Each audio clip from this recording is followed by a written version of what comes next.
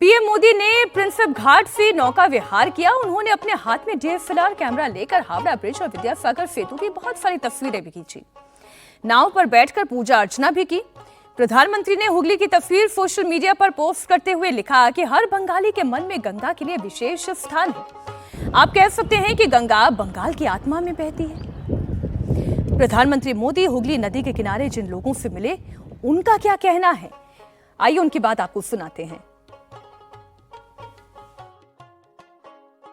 आए हो, एक हटाक पहुंच गए, नमस्कार हुआ, हाल चाल पूछे हम लोगों से, फिर नौका घूम टहल के फिर चले गए। क्या बातचीत की आप लोगों से? बातचीत बस यही पूछे आप लोग ठीक ठाक हैं? हम बोले हाँ ठीक हैं। कितने बजे आए हुए थे? करीब यही 6 साढ़े 6 बजे करीब। अचानक से? अचानक से। तो अचानक से प्रधानमंत्री को सामने देखते हुए आप लोग का क्या मतलब, हाँ, क्या फीलिंग्स हुआ? कुछ नहीं, बस ऐसे हम लोग भी हो गए कि अचानक कैसे यहाँ पे कोई कुछ नहीं और एकदम हटाक पहुँच गए। तो क्या देखे, क्या क्या किए यहाँ पर आके? कुछ नहीं, बस ऐसे नौका घूमे, सब हाल चाल जाने, देखे, टहले, बस चले गए। तो गंगा में भी वो हाँ, समय तक रहे? काफी समय, करीब आधा घंटा रहे। क्या देखे आप? प्रधानमंत्री अचानक से आए? अचानक से मैं यहीं बैठा हूँ तो देखो सर कि मतलब गाड़ी रुकी और वो उस लोहे को फांद करके इधर आए और उसके बाद वॉक करने लगे। हम लोग देखे, मैं शौक हो गए भाई हमारे प्रधानमंत्री है, फर्स्ट टाइम हम देख रहे हैं भाई, उनको देखे हैं, कभी देखे नहीं थे, समझे ना। उसके बाद वो थोड़ा वॉक किए, वॉक करने के बाद फिर नाव का विहार किए।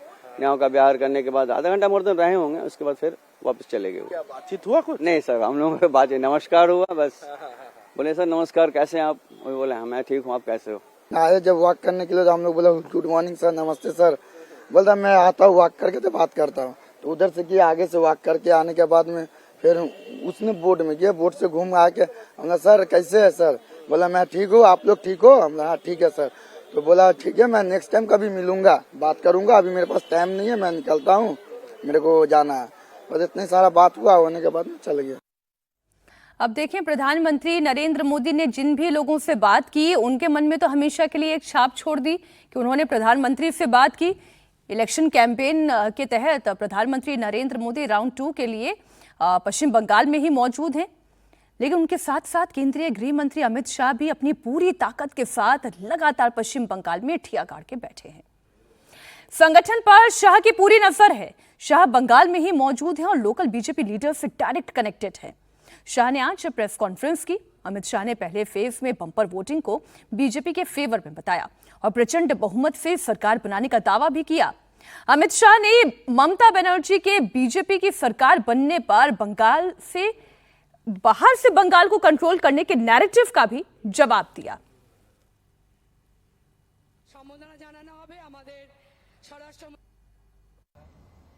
हमारे पास जो फीडबैक है उसमें बंगाल की जनता ने अपना भविष्य पहले चरण में ही तय कर लिया।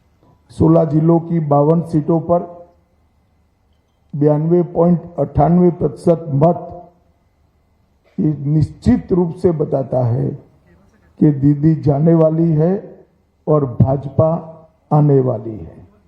भय जाने वाला है और भरोसा आने वाला है। और मैं स्पष्ट रूप से आपको बताना चाहता हूं, 152 सीटों में से 110 से ज्यादा सीटें भारतीय जनता पार्टी जीतने जा रही है। इसका मतलब है कि दूसरे चुनाव चरण को मिलाकर हम प्रचंड बहुमत के साथ बंगाल में शुद्ध रूप से भारतीय जनता पार्टी की सरकार बनाने वाले हैं। बंगाल की मुख्यमंत्री जी अफवाह फैला रही हैं कि बंगाल में अगर भाजपा का शासन आया तो बाहरी लोग शासन करेंगे। मैं दीदी को बताना चाहता हूं, दीदी बंगाल का अगला मुख्यमंत्री बंगाल में ही जन्म लेने वाला, बंगाली मीडियम में पढ़ा लिखा और बंगाली बोलने वाला होगा। इतना ही है कि आपका भतीजा नहीं होगा, वो भारतीय जनता पार्टी का कार्यकर्ता होगा।